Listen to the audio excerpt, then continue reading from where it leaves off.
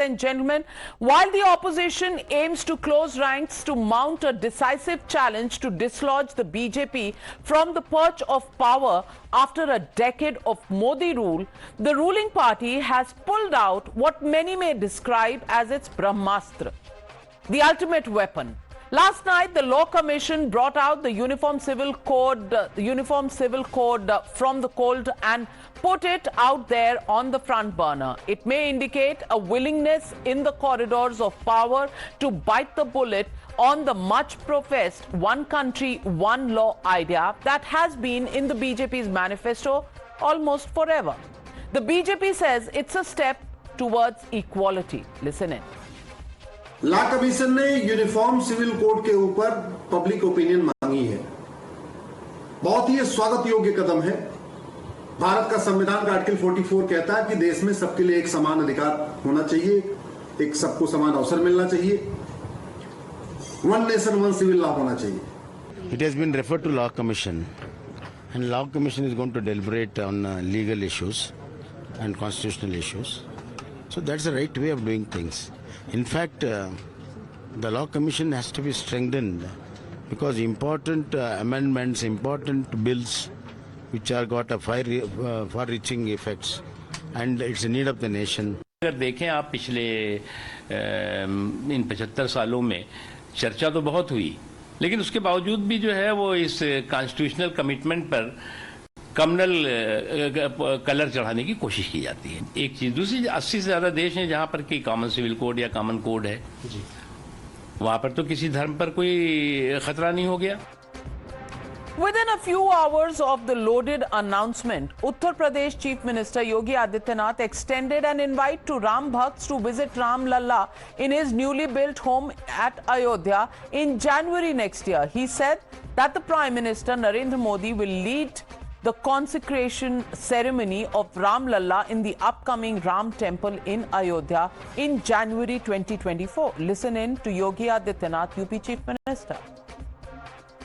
अयोध्या दुनिया की सुंदरतम नगरी के रूप में रहेगी और तब उस समय आप देखेंगे जब जनवरी में प्रधानमंत्री मोदी जी के कर कमलों से स्वयं रामलला 500 वर्षों के बाद अपने स्वयं के मंदिर में विराजमान होंगे तो भाइयों तो दुनिया अयोध्या की तरफ आकर्षित होगी।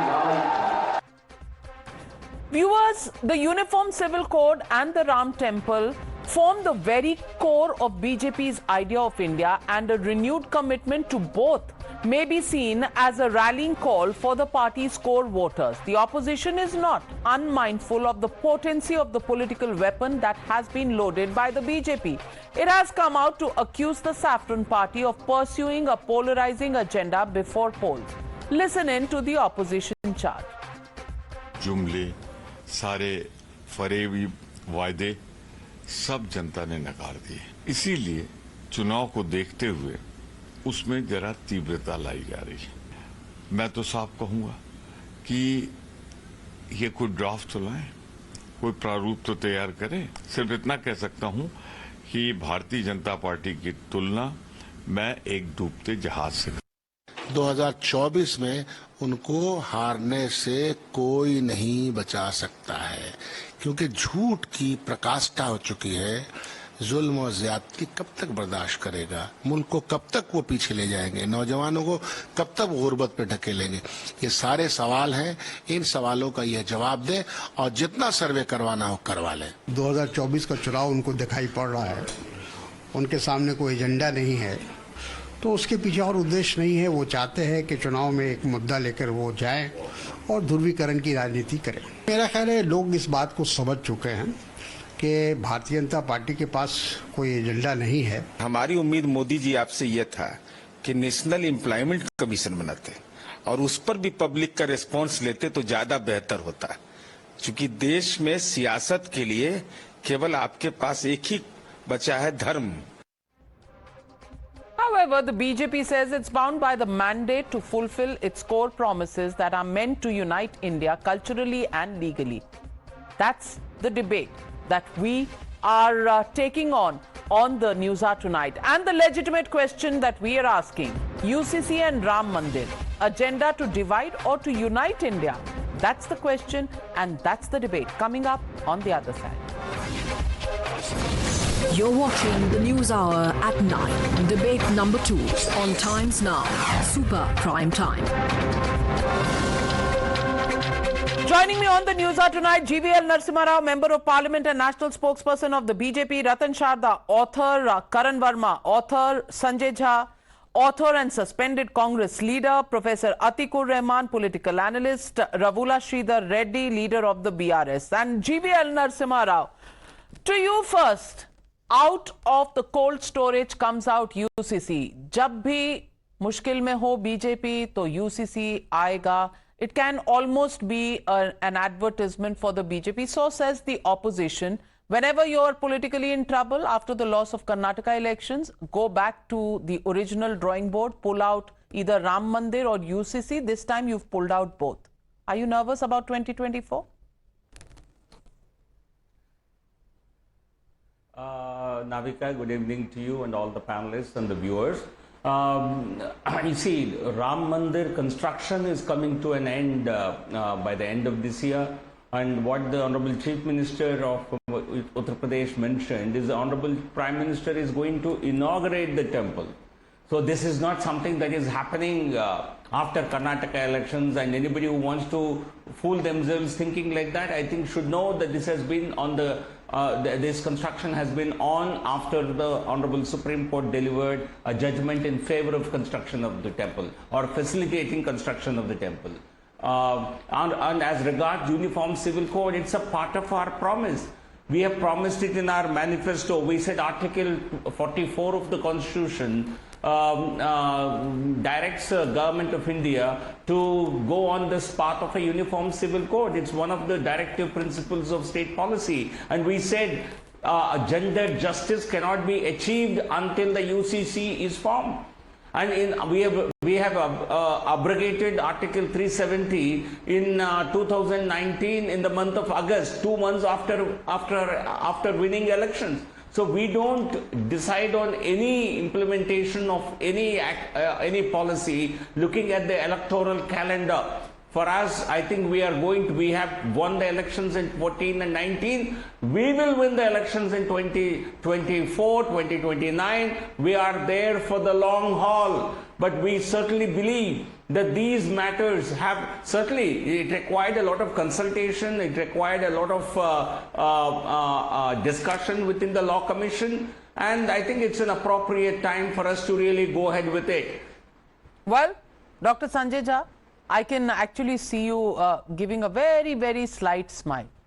Are you smiling because you didn't know about this, or are you smiling because you always knew this, but the Congress party's statement today almost begins to point fingers as if it's a surprise that has come out come out of the box just today? Navika, good evening to you and to the panelists as well and to the viewers. I smiled because I'm just stunned by how the BJP can be so duplicitous and so brazen about it. Now, here are 2 points I wish to make. There are many, but I will keep it down to 2 to begin with. Number one, Mr. Rao, Mr. Modi and the entire BJP needs to know that the Ram temple, which is coming up, and it's being welcomed by Indians from all over the country, across communities and everyone. I think every citizen will welcome the creation of the Ram temple. This is a Supreme Court verdict that has led to the Ram temple. For the BJP to politically hijack what was a controversial issue, we all know it went through its legal processes. The Supreme Court, in a unanimous verdict, said that this is the way they found a solution to the Ram temple dispute. For the BJP to make political capital out of that, I think to my mind is the ultimate form of vulgarity and is dubious politics that the people of India have seen through. Whether it was another government today, the Ram temple would still come up. So I think Mr. Rao and Mr. Modi and the BJP need to realize that the people of India were not born yesterday. My point number 2, you are right, Navika, when you said that the Uniform Civil Code suddenly comes up when the BJP finds itself in a political hot waters. But here is a twist to the tale. I will tell you why the BJP exploits even the Uniform Civil Code as nothing but an electoral stunt. Think about it. Before the Gujarat and the Himachal Pradesh elections, the BJP went to town in their manifestos in these two states saying that we will come up with a uniform civil code. I want to ask Mr. Rao, since when did states begin to have the right to create a uniform civil code? I always thought this was a matter for the center to adjudicate on and, create a political consensus on. But the BJP, in its desperation to try and prove that this is our agenda, gave it to the states. And I wonder how they did that. I mean, it's an ultimate form of hypocrisy. It's a lie. It is, what I call as the ultimate fake news, because you can't do it. And you're putting it in the manifesto. What was the real objective, Navika? Using the Uniform Civil Code as a tool for communal polarization in Gujarat and Himachal. In Gujarat, probably it worked to some extent.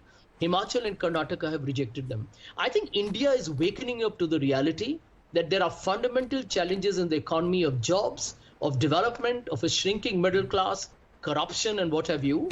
And they will not fall for this Hindutva playbook. Hindutva flavor. Well, it has always been in their manifesto. So why are you looking so surprised?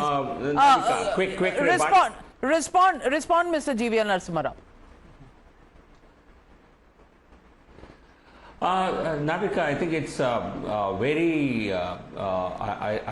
it's very surprising that the Congress party wants to claim that they also have something to contribute for the construction of the Ram temple. You were in power and you made every effort to delay court judgments. Had Congress been in power, this judgment or this even the verdict could not have come about for 100 more years. You would have subverted the judicial process. You would never have allowed even translation of the transcripts to happen. You would, in fact, Kapil Sibal, as one of the lawyers in the case, went to the court saying, no, this should not be taken up because this will influence election outcomes. I think you have made every effort, Sanjay, the Congress party, for which you continue to vouch. This party tried to subvert even the judicial processes. The judgment came about only because there is a BJP government at the state and center which facilitated the court to make its own judgment by providing all the support to the court. You would never have allowed a judgment to come for next 100 years. After 500 years, if India, as Chief Minister says, if Ram Lalla is going to be Virajman in the new temple, it is certainly thanks to the BJP and its campaigns which I can't disagree with Mr. Rao, Dr. Jha, simply because the BJP has kept it in its manifesto election after election, and frankly, they have followed it right up until the end. And today, you're questioning why are they making political capital about it? Well, you made political capital about the freebies in Himachal Pradesh. Today, you can't even pay salaries to government employees because you promised to give them 200 units of free electricity. How about that? At least they are fulfilling some of the promises that they put up front in their manifesto. Navika, the truth is that the BJP has always used, whether it's Article 370, which by the way still remains sub judice, we'll have to see what the Supreme Court says about it. Number two, the Ram temple has been finally, a verdict has been delivered by a very eminent panel of judges from the Supreme Court. I mean, I think the BJP is committing contempt of court. You can't take a Supreme Court verdict and well, say this is fantastic, Dr. Sanjay Jha, fantastic. UCC in their manifesto, you're questioning that. Ram Mandir in their manifesto, and the Congress party made every attempt to try and delay the verdict, but today has a problem with BJP taking credit for it. I want to ask Mr. Ratan Sharda, playing it both ways, is the Congress doing that? Well, Navika, there is a better word than hypocrisy, because Sanjay Jha is very good at words. It is called dogalapan. You play a dogala game, you play two sides of the, speak from two sides of your mouth. So it's something that must be highlighted. Regarding Ram Temple, enough has been said. I would not add more, but to say that it was a struggle since 1948 itself onwards. It was intensified by the Sangh BJP in 1986, finally resulted in this particular result. They wanted to stop in every possible way. Their Marxist historians, their Maulana leaders, everybody tried to stop it. Finally, Hindu society won. Coming to CA, coming to Uniform Civil Code, the same people who objected to CA saying that the law should be uniform for all and Muslims should also get benefit of CAA, though this particular law was meant for Muslims and Hindus outside India, not inside India, still they made a song and dance of it saying that law should be uniform for all because we are secular. In case of UCC, they said, no, we are plural. We are secular, but every religion, every sect must have their own rightful place and we must believe in plurality. So on CA, they want uniformity. On UCC, they want plurality. And if somebody says that I will follow my own personal laws, pray tell, will you be going for Sharia criminal laws also? No, because that is not beneficial to you. Coming to more serious issue of UCC, if you say when directive principle was passed, you mean to say that the people who passed Uniform Civil Code directive principle were communal? Are you trying to say that Constituent Assembly, when it refused to put secular word in the preamble, was it communal? And when you say you're a secular state, how does religion become a measuring rod for different laws? And Goa has a Uniform Civil Code for years together. There are Christian, Muslims and Hindus living there. Nobody had ever a problem. Forget about other countries. In Goa itself, it should be taken as model. And do we know that it's only a question of Hindu law? No. Muslims can't adopt. Christians can't divorce easily. So when then Hindu code was made, Nehru indirectly said that I cannot implement UCC because I'm not sure of Muslims. So the idea of UCC was given up and postponed because the Congress and Nehru are afraid of looking at Muslims because they won't believe. So you have this issue of on one side you want to say we are a secular nation, we should have laws which are similar to all. And how does it affect anybody in their religious beliefs? Do you mean to say when Muslims say that triple talaq is out, but talaq over a period of 2 months, and that period, 1 month of cooling off period, if that is also given to others, so it should be added to the Uniform Civil Code also? Because ultimately the Constitution has to give justice to all, discrimination to none, whether women or children, or whether... Absolutely. So, Atikur Rahman, where is the problem? Why is this communal? One nation, one law. What is communal about it? Many countries abroad have this, even Islamic countries, and you know, it's always been there. Why is it being said that election aa raha hai isliye kar rahe hain? They had promised Ram Mandir, they had promised Article 370, they had promised UCC. They're just going back and picking up the UCC. Where is the problem? And Mr. Ratan Sharda also said, Goa mein UCC chal raha hai. If Goa can have it, how can Dr. Sanjay Jha give an argument? How can states do it? One state has done it, others can do it. Where is the problem? This needed to be revisited because Section 44 existed. Nobody had the guts to look at it and look at some social reforms and looking at a uniform law for the entire country. Today it's being looked at. What is communal about it?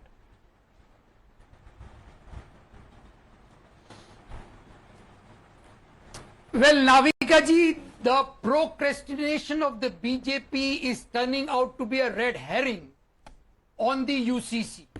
And the country is pinning hopes on a party which is having all the misogynist and the patriarchal elements in the parliament. And the country has also witnessed in the past 15 days how the wrestlers are struggling. The 5 women are struggling to get this misogynist patriarchal BJP to adhere to the law takes its own course. But they are not giving justice. Are we not pinning our hopes on a wrong party, Navika ji? This red herring on the UCC will be proving lethal to the BJP in the coming days. Fine. Is that even an argument, Mr. Ratan Sharda? Because wrestlers have a problem where the charge sheet has been put in today. Now that is the reason UCC should not come. I mean, have you heard anything more absurd than this, Ratan Sharda ji? When arguments end, divergence start. Atikur Rahman is too intelligent and too intellectual to make wrong arguments. He's trying to divert the debate, and this is the typical way of diverting the debate. Are you going to say that India as a nation, huge nation, has uniform, just one point agenda at one time? Sir. No, but is the law hurting anybody in the sense stopping anybody from following up for justice for the wrestlers? It is not. So trying to bring that into UCC, so then why did Muslims why did Maulanas oppose triple talaq? Navika, if you talk of gender justice, why did you oppose triple talaq? Why did you oppose CAA, which was for the minorities from neighboring countries? Why is CAA opposed? Give me one reason. So it is just opposition for opposition's sake. Mr. Atikur Rahman, it doesn't, your argument didn't make any logical sense. You're absolutely free to oppose anything that the BJP does. But at least give a cogent logic. See, he's too intelligent not to talk of, Sharia. He knows if he talks of Sharia, the patriarchal and the misogynist logic won't be understood by these elements. They have proved to be patriarchal and misogynist, and UCC relates to this. Was triple talaq just?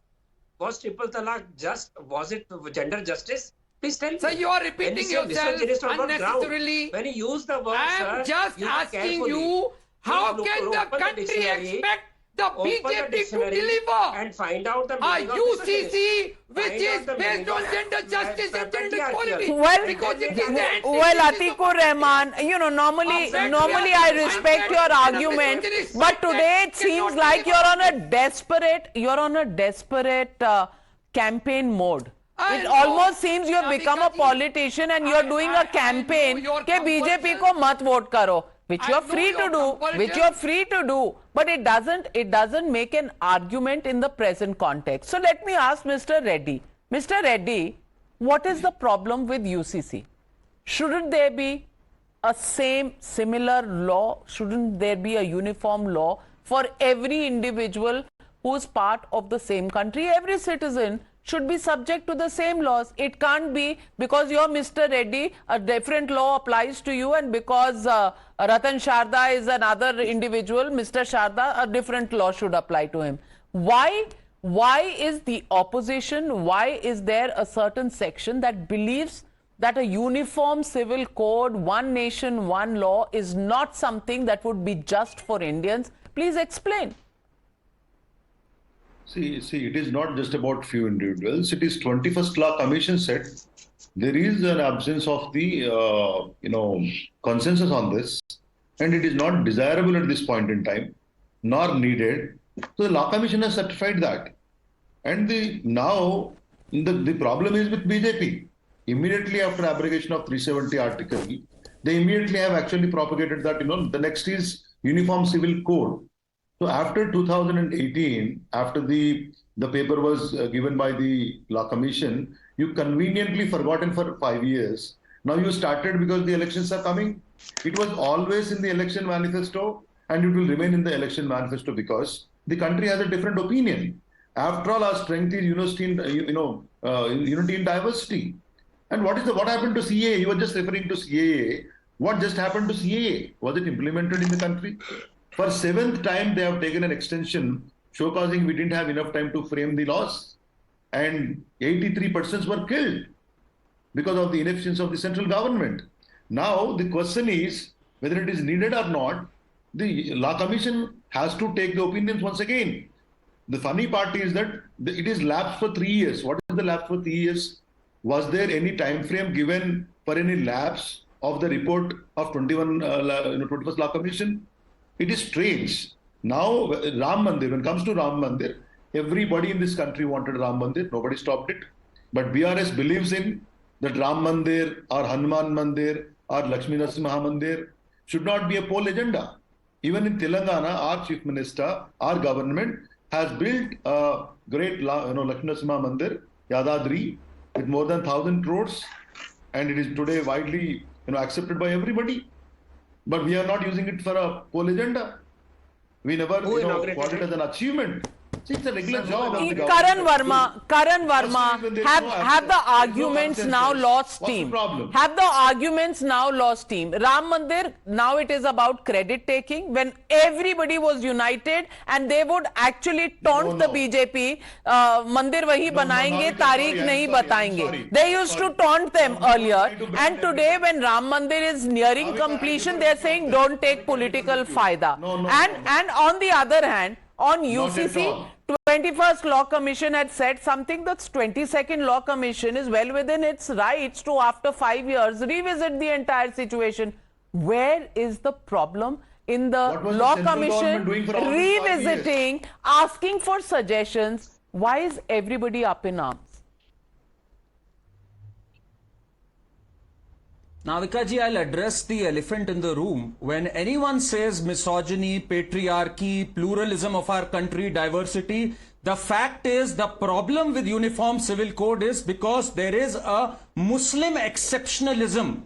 There is a Muslim exceptionalism to Uniform Civil Code. That is what it is. And all these parties, Mr. Reddy's party, Mr. Sanjay Jha's erstwhile party, they have a vote bank. And these vote bank considerations. Now let me complete. Karan, please, I did not interrupt when you were speaking. Please. Application. Please let me complete. Why only Muslims? Whether it is child marriage. I want to ask Mr. Atikur Rahman. Mr. Atikur Rahman, isn't it true that as per the Quran, as per the Muslim law, a child, when she attains puberty, she is allowed to marry, and the Punjab Haryana High Court has said that prohibition of child marriage does not override the personal law. Are you okay with that? Are you satisfied with that? Don't you want the prohibition of child marriage to also work for the Muslims? Do you want that to happen? Are you in favor of child marriage? Do you think polygamy is right? These are questions that are confronting the Muslim society, and progressives like you respond. To answer Atikur Rahman, respond. Child marriage, is it okay? Please respond today. Thank you. The nation is listening just to 2 you points. today. Long back, Karan, long back, Dr. Rafiq Zakaria has every time reminded then Congress government and the Sangh elements that gender justice and gender equality, UCC, you will have to incorporate most of the Islamic Quranic laws, because that's what equality in the Quran. As far as 4 marriages goes, there is only one reprimand which is adhered to by the Muslims according to Allah. Since you cannot provide justice, marry only once, not 4 times, Navika ji. Marry only once. The verse ends. Is child so marriage the directive wrong? is only for 1 marriage.